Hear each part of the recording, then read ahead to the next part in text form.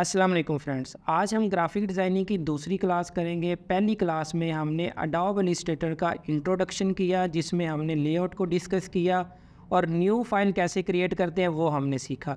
आज हम इसके टूल्स जो हैं वो डिस्कस करेंगे, जिसमें फ़र्स्ट टूल है सिलेक्शन और डायरेक्ट सिलेक्शन टूल। तो चलें वीडियो स्टार्ट करते हैं।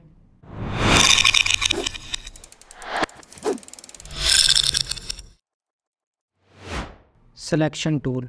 अब जैसे ही मैं माउस सिलेक्शन टूल पे लेके जाता हूँ तो आपको वहाँ पे एक छोटा सा डेमो भी नज़र आ रहा है, जिसमें आपको बता रहे हैं कि आप इसको ऑब्जेक्ट को सेलेक्ट कर सकते हैं, मूव कर सकते हैं।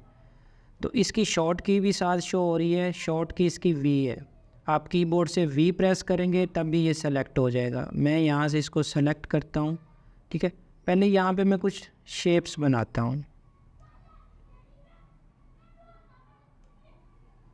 यहाँ से मैं इसका कलर फिल करता हूँ और ये साथ जो होता है ये इसका स्ट्रोक होता है। आप अगर यहाँ से मैं इसका स्ट्रोक लगाऊंगा तो यहाँ पे इसका ये वेट है स्ट्रोक का। ठीक है, ये इसको नेक्स्ट इंशाल्लाह हम डिटेल से करेंगे। अभी हम सिलेक्शन टूल और डायरेक्ट सिलेक्शन टूल कर रहे हैं, तो अब मैं और शेप क्रिएट कर लेता हूँ साथ।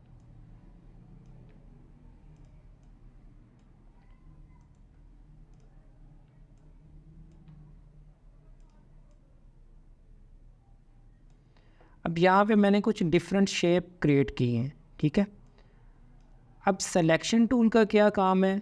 सिलेक्शन टूल जो होता है ये आपके ऑब्जेक्ट को, आपके इमेज को, आपका वेक्टर है, आप ग्रुप्स में हैं, जैसे भी हैं, ये उसको मूव करने के लिए, और आपने किसी ऑब्जेक्ट को सेलेक्ट करना है तो आप इससे सेलेक्ट करोगे।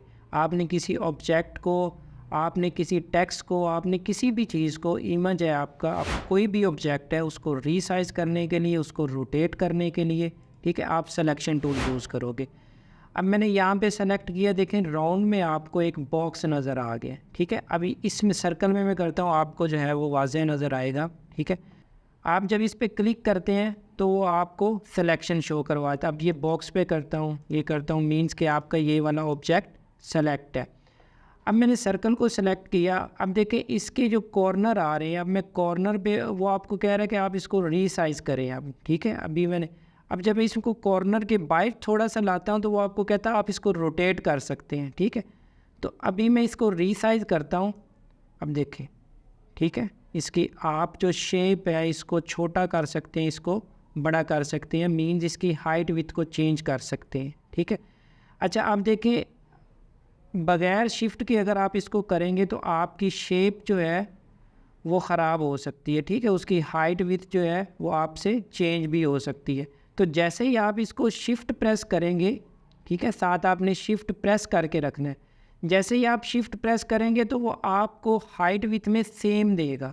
मीन्स आपकी शेप, आपकी इमेज, आपका ऑब्जेक्ट, आपका टेक्स्ट जो है वो स्ट्रेच नहीं होगा, वो ओरिजिनल शेप में ही रहेगा। ठीक है, उसकी हाइट विथ जितनी है उतनी ही रहेगी। ठीक है, अब एक तो इसका काम हो गया सेलेक्ट करने के लिए, ठीक है, इसको रीसाइज करने के लिए, और अब इसको रोटेट करते हैं। देखिए मैं इसके कॉर्नर पे लेके आया।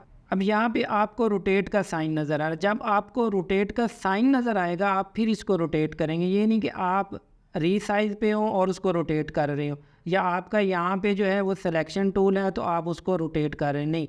जब आप यहाँ पे आएंगे तो जब इसकी शेप चेंज होगी तब आपने इसको रोटेट करना है। अब मैं माउस से जो है वो लेफ़्ट क्लिक करके इसको मूव करता हूँ, ये देखें रोटेट करता हूँ। ठीक है, तो ये देखें ये आपकी इमेज होगा, ऑब्जेक्ट होगा, ठीक है, टेक्स्ट है, जो भी चीज़ है आप उसको रोटेट कर सकते हैं। ठीक है, अगर यही मैं इसको शेप को रोटेट शिफ्ट के साथ करता हूँ तो वो हमें 360 एंगल में वो चीज़ रोटेट करके देगा।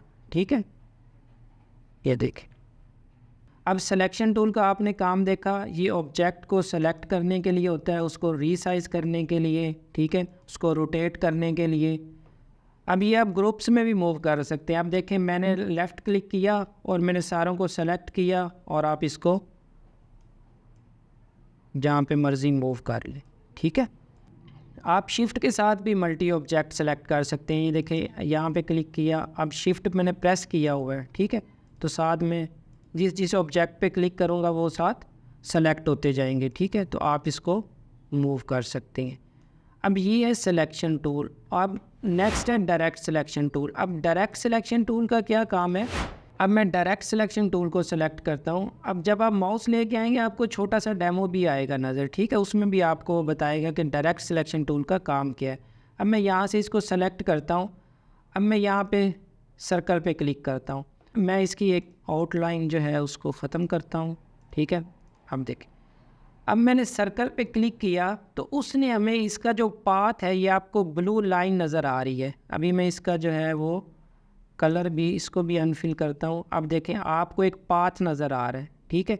अब डायरेक्ट सिलेक्शन टूल काम क्या करता है कि ये आपकी फैक्टर, आप कोई भी चीज़ बना रहे हैं, ये उसके पाथ को सेलेक्ट करता है। उसमें जितने एंकर पॉइंट होंगे आप उसको चेंज कर सकते हैं, आप उसकी डायरेक्शन चेंज कर सकते हैं, ठीक है। मींस कि आप अपनी शेप को मॉडिफाई कर सकते हैं, ठीक है। अब मैं इसमें कलर दोबारा फिल करता हूँ, ठीक है। अब देखिए, अब इसमें क्या है कि ये एंकर पॉइंट, इसमें कितने एंकर पॉइंट हैं, आपको 4 नज़र आ रहे हैं। अब मैं जिस पे क्लिक करूँगा, अब मैंने इस पे जो है लेफ़्ट क्लिक किया, उसने वो सेलेक्ट कर दिया, ठीक है। अब सेलेक्ट किया तो उसने साथ हमें हैंडल दे दिए, ठीक है। अब हैंडल ये क्या है, ये हम इंशाल्लाह आगे डिटेल से देखेंगे पिन टूल के साथ। अब हैंडल जो है ये भी शेप को चेंज करने के लिए, आप इसकी डायरेक्शन, ठीक है, आप इसको चेंज कर सकते हैं। अब ये एंकर पॉइंट, अब इसको मैं इसको ऊपर लेके जा रहा हूँ, ठीक है।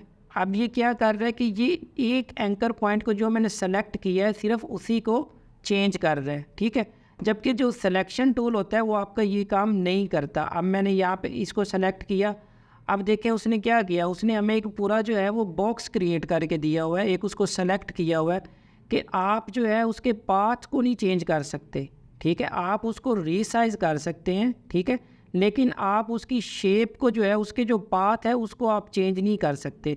तो जैसे ही मैं डायरेक्ट सिलेक्शन टूल सेलेक्ट करता हूँ तो ये देखें आपको क्या सारे पाथ जितने भी एंकर पॉइंट हैं वो उसने हमें सेलेक्ट करके दे दिए। आप इसके एक एक एंकर पॉइंट को चेंज कर सकते हैं, ठीक है। अब जैसे ये, अगर आपको हैंडल नहीं चाहिए तो यहाँ पे देखें ये लिखा हुआ है convert selected anchor point two corner, ठीक है। अभी मैं इसको सेलेक्ट करूँगा तो हमें ये कॉर्नर बना के दे देगा, ठीक है। ये आपको एक इसने ड्रॉप की शेप क्रिएट कर दी, ठीक है। अगर अगेन दोबारा आपको हैंडल चाहिए तो ये आप साथ देखेंगे वो आपको क्या करेगा, एंकर पॉइंट टू स्मूथ, ठीक है। अब जैसे ही मैं क्लिक करूँगा वो हमें अगेन हैंडल जो प्रोवाइड कर देगा, ठीक है। आप अपनी शेप को जो चेंज करने के लिए उसको यूज़ कर सकते हैं, ठीक है। अब इस शेप को मैं सेलेक्ट करता हूँ। अब देखिए इसमें जितने एंकर पॉइंट है उसने सारे हमें सेलेक्ट करके दे दिए। अब ये जो आपको एक पॉइंट नज़र आ रहा है सिलेक्शन पॉइंट, आप जब इसके पास लेके जाएंगे तो आप एरो के नीचे एक राउंड नज़र आ रहा है, ठीक है। मीन्स कि आप इसके कॉर्नर को राउंड कर सकते हैं इस एंकर पॉइंट से। अब देखें यहाँ पे मैं इसको सर्कल को पकड़ के मैंने राउंड किया तो उसने क्या किया, शेप को राउंड कर दिया, ठीक है। अब ये सारे सेलेक्ट थे। अब मैं एक एंकर पॉइंट पे क्लिक करूँगा तो वो जस्ट क्या करेगा, एक ही हमारी सिलेक्शन होगी और एक को ही हम जो है वो राउंड कर सकेंगे, ठीक है। तो इसी तरह जितने आप मल्टी भी सिलेक्ट कर सकते हैं। ये देखें आप शिफ्ट के साथ मैंने ये सेलेक्ट किया, ये सेलेक्ट किया, ये सेलेक्ट किया, मैंने ये चारों पॉइंट जो हैं ये राउंड करनी है तो मैंने इनको सेलेक्ट किया। अब मैं लेफ़्ट क्लिक से क्या करूँगा, इनको राउंड कर दूँगा, ठीक है। तो जितने पॉइंट आप मल्टी भी सेलेक्ट कर सकते हैं, ये नहीं कि हमने एक एंकर पॉइंट सेलेक्ट किया तो एक को ही चेंज, नहीं, आप दोनों भी। अब मैंने ये दोनों सेलेक्ट किए, अब मैं चेंज करूँगा तो दोनों में होगा, ये देखें, ठीक है। तो आप मल्टी एंकर पॉइंट भी सेलेक्ट करके उसको चेंज कर सकते हैं। अब मैं टॉप बॉटम सेलेक्ट करता हूँ एंकर पॉइंट शिफ्ट के साथ, ठीक है। अब देखें मैं यहाँ से इसको मूव करता हूँ तो ये दोनों एंकर पॉइंट जो मैंने सेलेक्ट किए हुए ना वो चेंज हो रहे हैं, ठीक है, ये देखें। अब जो डायरेक्ट सिलेक्शन टूल है ये हमारा इमेज पे अप्लाई नहीं होगा, ठीक है, ये वेक्टर पे अप्लाई होगा। जैसे मूव टूल है उससे तो हम इमेज को रीसाइज भी कर सकते हैं, रोटेट भी कर सकते हैं, मूव भी कर सकते हैं। लेकिन ये जो डायरेक्ट सिलेक्शन टूल है ये हमारे पाथ पे काम करता है, ये इमेज पे काम नहीं करता। मैं एग्जांपल के लिए यहाँ पे इमेज इंपोर्ट करता हूँ, ठीक है।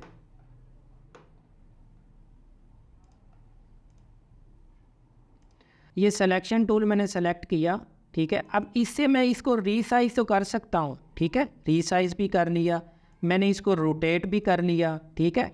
अब इसको मैं मूव जो है वो भी अपने सैंपल में मूव भी कर सकता हूँ, ठीक है। यहाँ से वहाँ से मैंने डायरेक्ट किया, इधर मैंने ड्रॉप कर दिया, ठीक है। अब यहाँ से इसको मैं मूव, रीसाइज, रोटेट सब का, लेकिन ये डायरेक्ट सिलेक्शन टूल जो वो इस पे अप्लाई नहीं होगा, ठीक है। वो हमारा वेक्टर पे काम करता है, वो हमारा पाथ पे काम करता है। अब मैं इस पर ये देखें कुछ शो हो रहा है, हमें कोई एंकर पॉइंट नहीं इसका मिल रहा, ठीक है।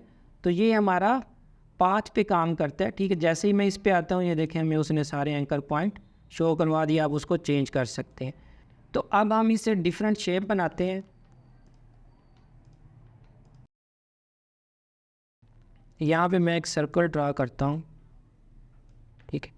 अब देखें डायरेक्ट सिलेक्शन टूल से जैसे ही मैंने सेलेक्ट किया उसके एंकर पॉइंट हमें शो हो गए, ठीक है। अब मैं टॉप वाला जो एंकर पॉइंट सेलेक्ट करता हूँ और इसको जो है वो ऊपर की तरफ लेके जाता हूँ, ठीक है, यहाँ पे। और इसके अब मैं हैंडल ख़त्म करता हूँ, इसने हमें ड्रॉप बना के दे दिया, ठीक है।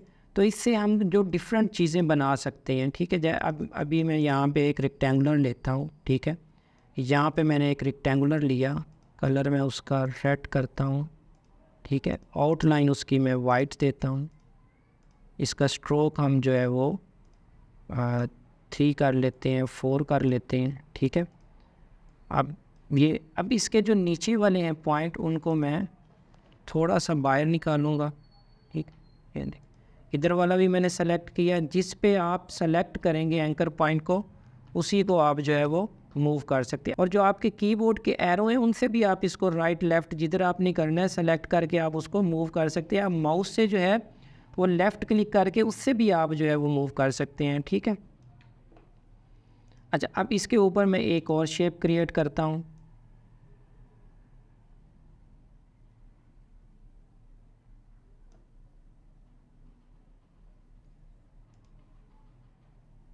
यहाँ पे मैं एक और मैंने एंकर पॉइंट ऐड कर दिया। अब देखें इसको मैं सेलेक्ट करता हूँ एंकर पॉइंट को, और यहाँ से जो है वो ये मैंने इसको डाउन कर दिया, ठीक है। अब ये हमारा एक टैग की शक्ल में हमारे पास एक टैग आ गया, ठीक है। इसी का एक और बना लेते हैं। यहाँ से मैं इसी शेप को कॉपी करता हूँ, आल्ट के साथ हम इसकी कॉपीज़ लेते हैं। आल्ट, आप कीबोर्ड से आल्ट प्रेस करोगे और माउस से जो है आप लेफ़्ट क्लिक करके इसको मूव करोगे तो आपको ऑब्जेक्ट की कॉपी मिल जाएगी, ठीक है। अब इसी के ऊपर मैं एक और शेप ड्रॉ करता हूँ। अब इसके जो ये वाले बॉटम वाले एंकर पॉइंट हैं, उनको सेलेक्ट करके इनको मैं राउंड कर देता हूँ, ठीक है। ये देख, और इसको जो है वो थोड़ा सा बड़ा कर देते, और इसको हमने कर दिया सेंटर, और हमारे पास एक ये भी टैग बन गया, ठीक है। यहाँ से मैं टेक्स्ट लेता हूँ,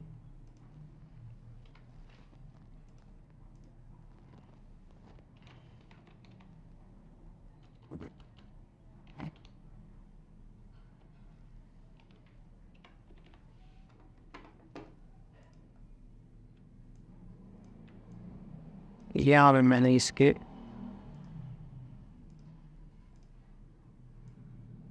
आपने देखे होंगे इस तरह के टैग्स।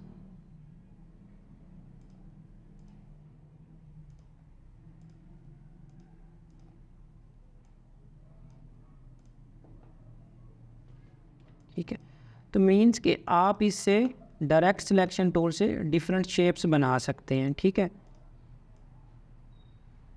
देखिए जैसे कि ये मैंने सर्कल लिया, ठीक है, इसका कलर मैं ग्रीन करता हूँ।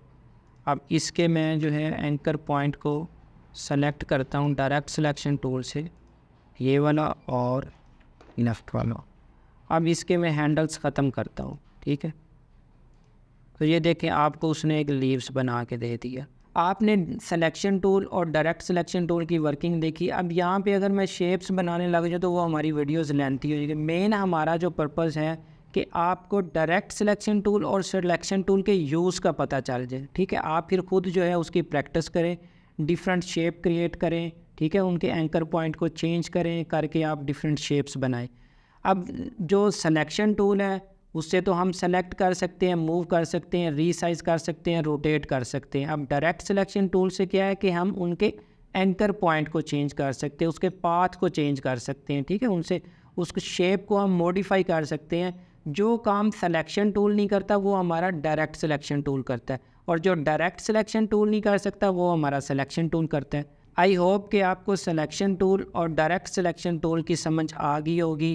कोशिश तो मेरी है कि जितना इजी हो सके आपको उतने इजी वे में करवाऊँ। अगर आपको वीडियो अच्छी लगी हो तो मेरे चैनल को सब्सक्राइब करें ताकि आपको हर आने वाली वीडियो का नोटिफिकेशन मिलता रहे। तो इंशाल्लाह मिलेंगे नेक्स्ट वीडियो में। अल्लाह हाफिज़।